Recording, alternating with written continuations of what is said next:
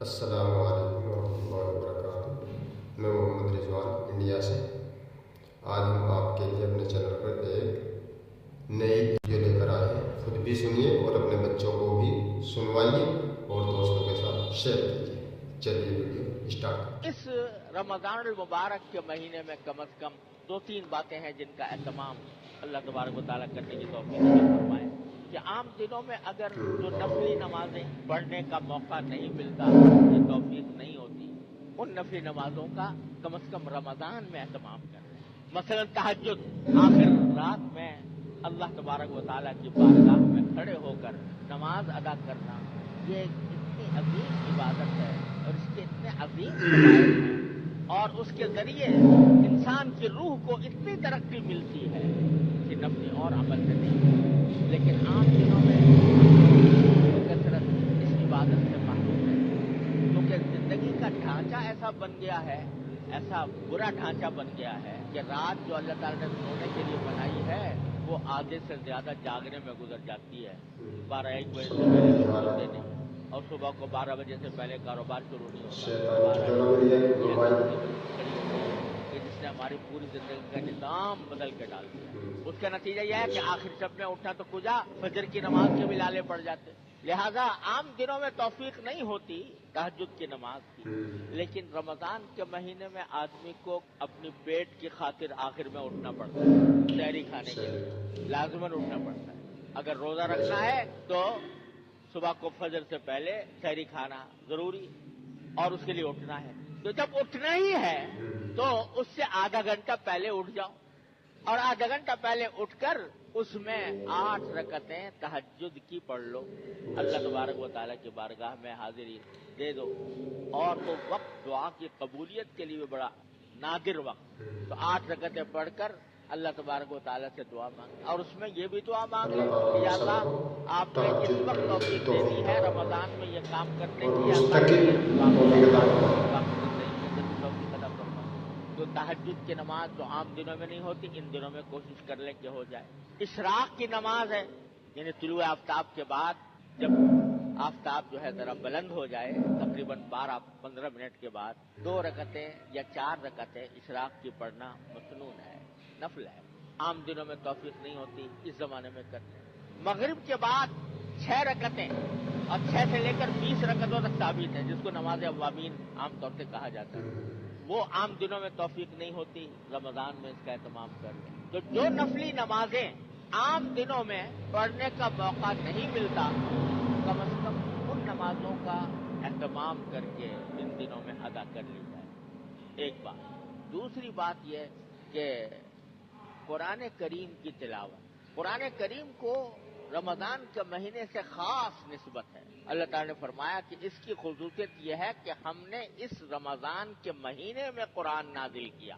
اللہ تبارک و تعالیٰ نے قرآن کریم کو نازل کرنے کے لیے اس مہینے کا انتخاب فرمایا، رمضان کے مہینے کا، تو اس لیے اس مہینے کو قرآن کریم سے خاص نسبت ہے۔ اور نبی کریم سرور دو عالم صلی اللہ علیہ وسلم ہر رمضان میں حضرت جبریل امین علیہ السلام کے ساتھ قرآن کا دور کیا کرتے تھے۔ کیا نظارہ ہوتا ہوگا کہ جبریل امین علیہ السلام جو قرآن لانے والے ہیں وہ پڑھ رہے ہیں، اور نبی کریم صلی اللہ علیہ وسلم سن رہے ہیں، اور نبی کریم سرور دو عالم صلی اللہ علیہ وسلم تلاوت فرما رہے ہیں اور جبریل امین علیہ السلام سن رہے ہیں۔ اس طرح دور ہوتا تھا رمضان کے مہینے کے اندر قرآن کریم کا۔ تو اللہ تبارک و تعالیٰ نے یہ قرآن کریم کو خاص نسبت عطا فرمائی ہے رمضان کے مہینے، اس لیے جتنا زیادہ سے زیادہ ہو سکے تلاوت کا آدمی اہتمام۔ جن لوگوں کی تلاوت صحیح نہیں ہے، حروف تلاوت کے آداب ہیں، تلاوت کا طریقہ یہ ہے کہ جو حروف ہیں وہ صحیح طریقے سے ادا ہوں، جن کی ابھی تک وہ صحت نہیں ہے تو کسی سے اس زمانے میں صحیح طریقے پر تلاوت کرنے کا طریقہ سیکھ لیں۔ کل 29 حرف ہیں الف سے لے کر یا تک، ان میں بھی بیشتر حروف وہ ہے کہ جن کو نکالنے کے لیے کوئی مشقت کرنے کی ضرورت نہیں، خود بخود نکل آتے ہیں۔ چند حروف ہیں کہ جن کا تلفظ صحیح کرنے کی ضرورت ہے۔ مثلا ہم لوگ سا اور سین اور قاف، ان میں اردو میں بولتے ہوئے کوئی فرق نہیں کرتے، لیکن قرآن کریم میں سا الگ طرح پڑھی جائے گی، سین الگ طرح پڑھا جائے گا، स्वाद अलग तरह पढ़ा जाएगा। इस तरह इनके दरमियान क्या फर्क है, किस तरह निकाला जाए। जाल और जा और गा और वाद, ये 4 हरूफ हैं, इनके अंदर कैसे फर्क किया जाए, किस तरह को सही निकाला जाए, ये हर मुसलमान के जिम्मे इसका सीखना फर्ज ऐन है। लोग इसमें बड़ी गफलत में मुब्तला है, जैसा चाहा कुरान शरीफ पढ़ लिया, लेकिन ये फर्ज ऐन है कि आदमी इसको सही तलफ्फुज के साथ पढ़ने की कोशिश करे। तो अगर किसी का तलफ्फुज सही नहीं है तो इस रमजान के महीने के अंदर उसका तलफ्फुज सही करके ज्यादा से ज्यादा वक्त जो है वो तिलावत में गुजारा जाए। तीसरी बात ये कि ये अल्लाह जल्ल जलालुहु के साथ ताल्लुक कायम करने का महीना है, लिहाजा इसमें जिक्र जितना ज्यादा हो सके, कसरत से जिक्र, चलते फिरते उठते बैठते कोई न कोई जिक्र ज़बान पर रहे। और उसमें सबसे अच्छा ये है यूं तो जो भी जिक्र ज़बान पर आ जाए, सुभान अल्लाह, दुरूद शरीफ, इस्तिग़फ़ार, जो जिक्र भी ज़बान पर आ जाए। लेकिन तीसरा कलिमा सुभान अल्लाह वल्हम्दुलिल्लाह वला इलाहा इल्लल्लाह वल्लाहु अकबर वला हौला वला कुव्वता इल्ला बिल्लाहिल अलीय्यिल अज़ीम, इसके बड़े अजीम फ़ज़ाइल हैं। रमज़ान मुबारक के महीने में जितना हो सके उठते बैठते चलते फिरते खाते पीते हर हाल में इस जिक्र की कसरत की जाए। और भाई चौथी बात ये कि अल्लाह ताला ने महीना दुआओं का महीना, दुआओं का मुबारक ताला की तरफ से दुआ की कबूलियत के दरवाजे खुले होते हैं। तो दुआएं कसरत से करो अल्लाह तबारक व तआला के बाद। और अल्लाह ताला की रहमत ये है कि अगर अपने किसी दुनियावी मकसद के लिए भी दुआ करोगे वो भी अल्लाह ताला के यहाँ इबादत लिखी जाती है, उस पर भी अजर सवाब मिलता है।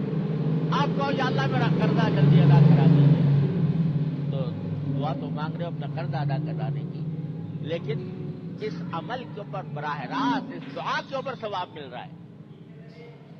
कर्ज जब अदा होगा, लेकिन इस दुआ करने से फौरन तुम्हारे नामे आमाल में एक अजीम नेकी का इजाफा हो गया, उस पर अल्लाह ताला जज़ा अता फरमाएंगे। अद्दुआ हुवल इबादा, एक हदीस में फरमाया गया, दुआ बताते खुद इबादत। अपने रोजगार के लिए दुआ मांग रहे हो, अपनी माशी खुशहाली के लिए दुआ मांग रहे हो, लेकिन ये दुआ बताते खुद इबादत लिखी जा रही है, अल्लाह तबारक व तआला के यहाँ से इसका अजर मिल रहा है। तो दुआओं की कसरत। और बुजुर्गों का एक मामूल ये रहा है कि असर के बाद आदमी अगर मस्जिद में नमाज पढ़ने के लिए जाए तो अगर वहीं पर एतकाफ की नियत से बैठ जाए मगरिब तक और उसमें जितनी तिलावत की तौफीक हो तिलावत करे, कुछ जिक्र करे, दुआएं मुनाजात मकबूल दुआओं को मजमुआ है पढ़े और फिर बाकी वक्त अल्लाह ताला से अपनी हाजात मांगने में गुजार, यहाँ तक कि इफ्तार हो जाए।